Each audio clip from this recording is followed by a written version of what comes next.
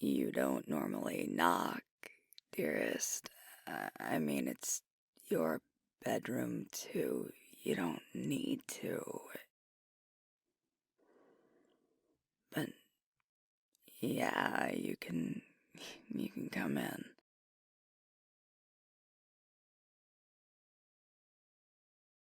Oh, yeah, that, that makes sense. I was actually just about to come find you. Can you spare a minute? I kinda need to talk. I know you're still trying to get that project beaten back into submission, so if you can't, I understand.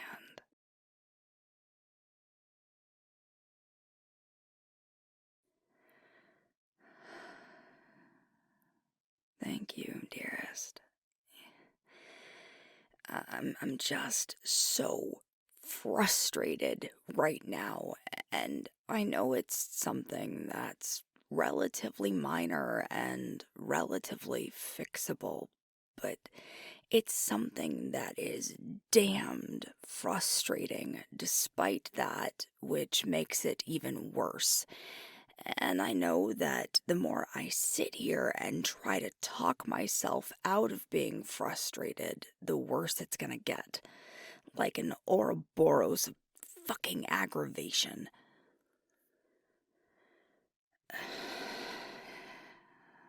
I'm sorry, there's just so much, and it's a tangled knot in my head. Trying to pick an end of it loose only ends up in a new added twist to the knot, and then I'm sitting here feeling even worse and even more frustrated that I can't just take this thing apart. It's it's all enmeshed in ways that make it a complete mess, and that's frustrating.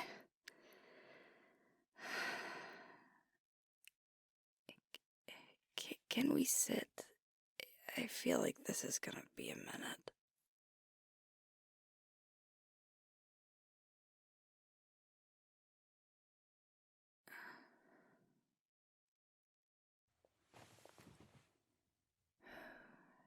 That was Olivia Wilkerson on the phone, and it wasn't a social visit.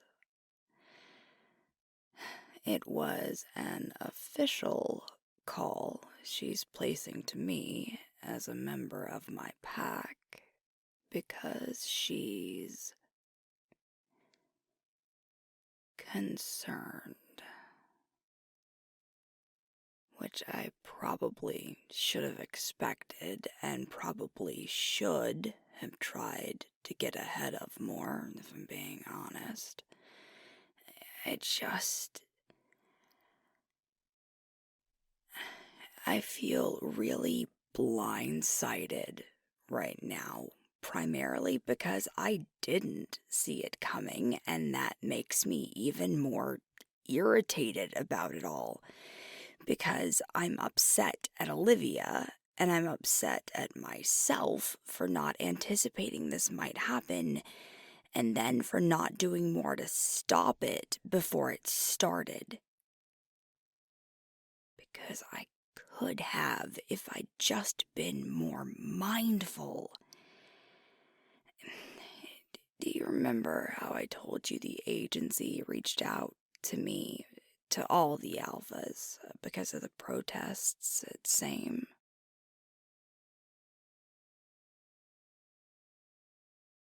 Yeah, nothing's come of it all yet, but I understand their caution.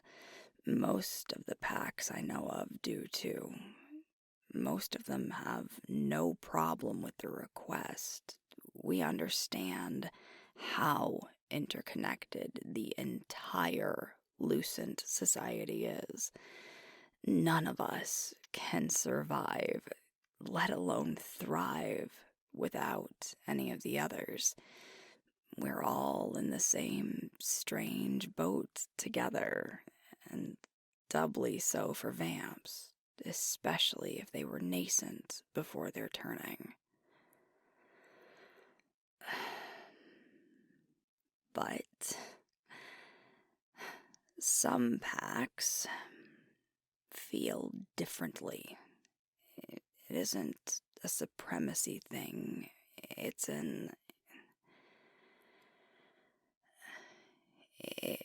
isolationist thing, I guess you could say. But at the end of the day, it all stinks the same. They assert that they simply don't see the need to integrate fully and wholly into the way our world works. They're fully willing to obey agency guidelines and regulations, and they aren't trying to expose us to the nascent world, but they also don't want any other lucent caste having an impact on us. To their credit, as much as I'm loath to give them any, they also don't want to wield their influence on anyone beyond shifters.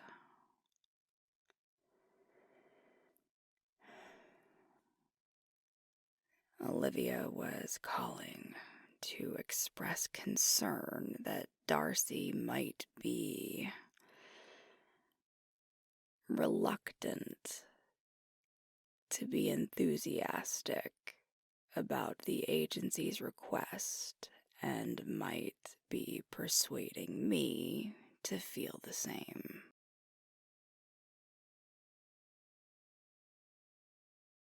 That's the problem. Darcy isn't like that, but Olivia's concern isn't entirely unfounded. The Beaumonts are more quiet about it than most packs who share those isolationist views. Normally, a shifter with that particular bent will happily let you know that's how they feel. The Beaumonts are more subtle about it. It's almost like they're trying to play both sides of the fence. But at the end of the day, they're very much a pack like that. They have been as long as anyone can remember. It's part of why I elected not to join them when I moved down here. I don't see the point in a belief system like that. It's selfish and self-interested, and I couldn't even begin to guess where an ideology like that came from. It's why Darcy left and followed me when I started the pack up. She isn't like that at all. But explaining that to Olivia,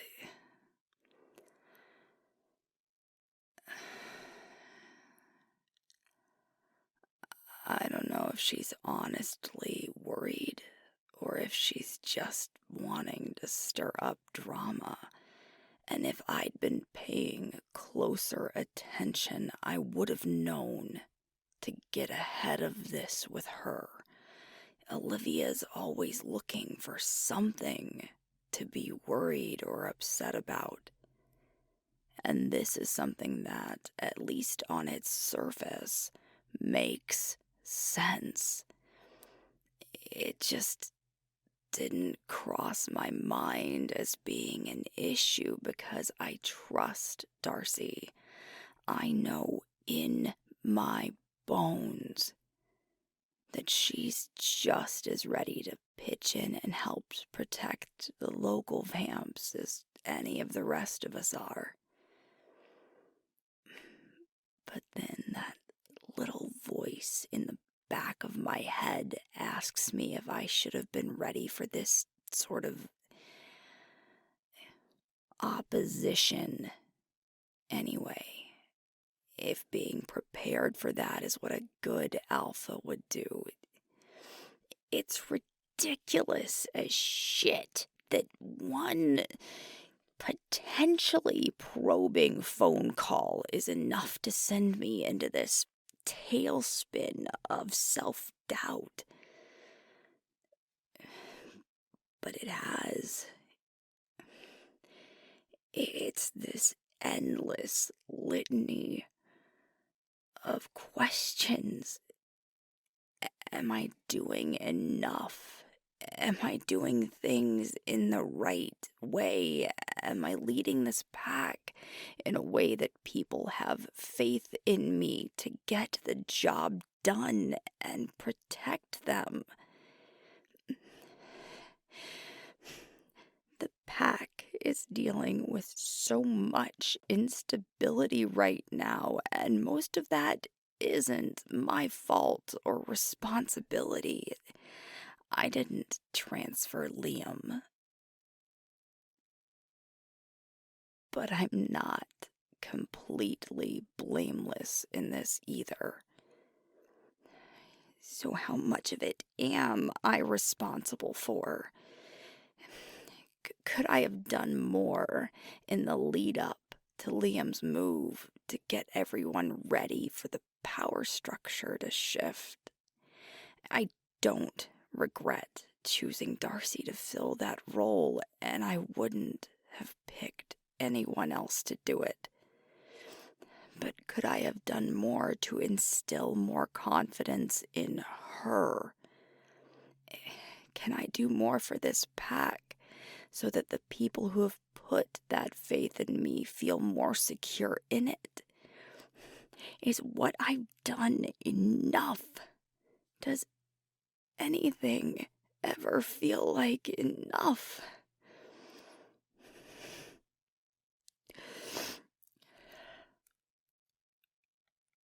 I've known my whole life this was what I was meant to do.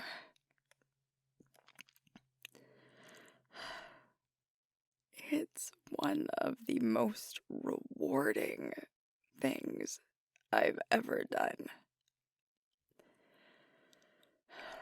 Every time I think about our pack and how far it's come, something in me just warms. Leading this pack is fulfilling in ways I always dreamed it would be when I was a kid. But I am always worried I'm not doing enough. It always... Fuck. It always feels like there's more I could give. Some degree further that I could push myself to make it work better. And I know that's just my personal hang-ups talking, but it does give me pause. I want to do right by this pack. I want to be a good alpha.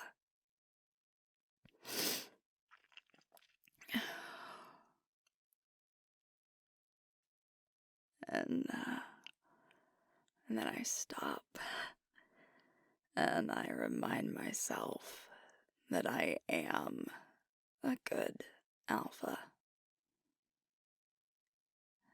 So many people wouldn't have agreed to join an entirely new pack in Connor's Reef, being led by a freshly graduated alpha from Sarley if they didn't have faith in me. And they certainly wouldn't have stayed if I wasn't good at my job.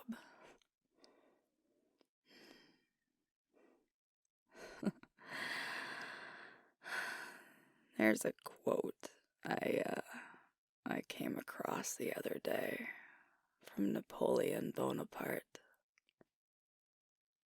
A leader is a dealer in hope. And that's what apparently a lot of people found in me. My name notwithstanding.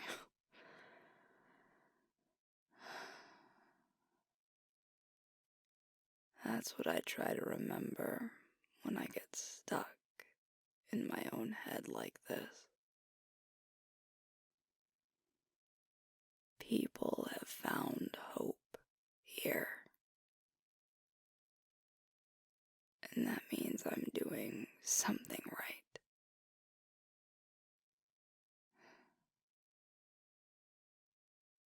Giving myself grace like that is hard, though.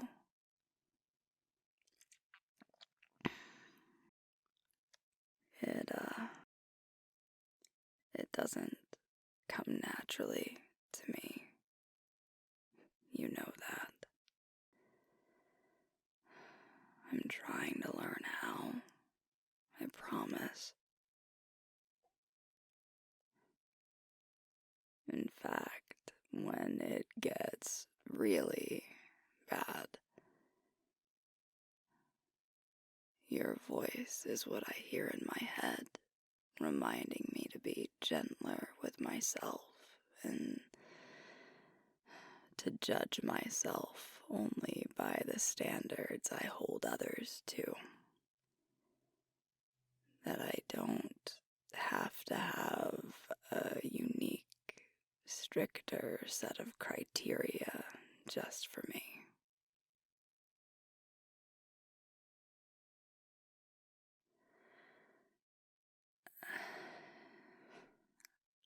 I know I do, but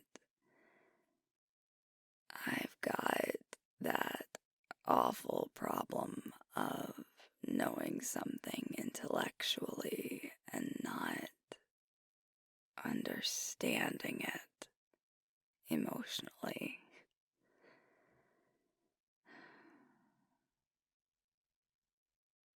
Thank you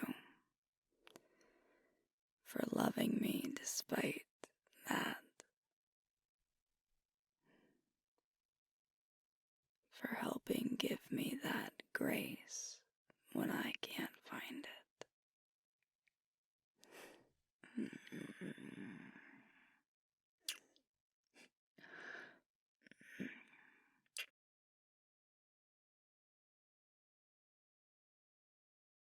No, I hadn't planned to. I don't want to needlessly upset her. She can't control the viewpoints of the family she was born to, and she's been practically painfully aware of the pack's potential perceptions of her since that first conversation we had where I asked her if she'd consider stepping up. This isn't hers to deal with. It's mine.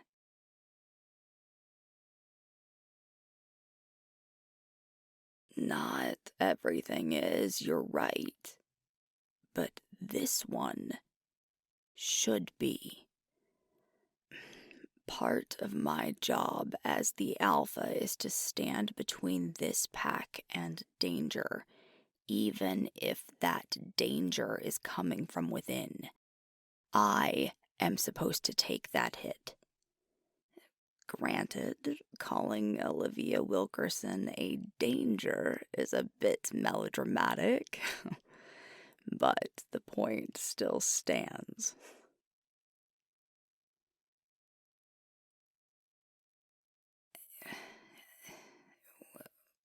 when the alpha's in danger, the pack would rally to neutralize the threat, but the beta would be the one leading that charge.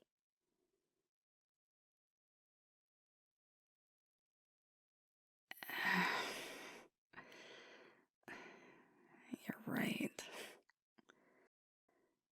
I'll call her.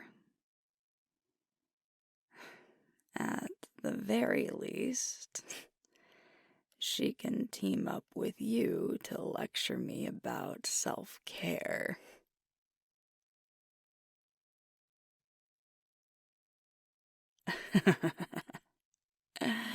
I thought you'd appreciate that.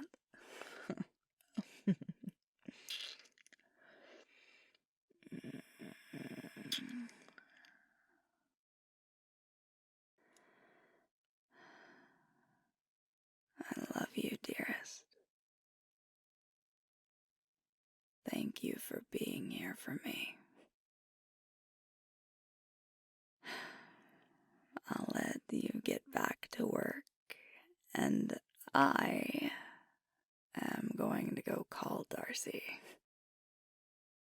I'll let you know how it goes.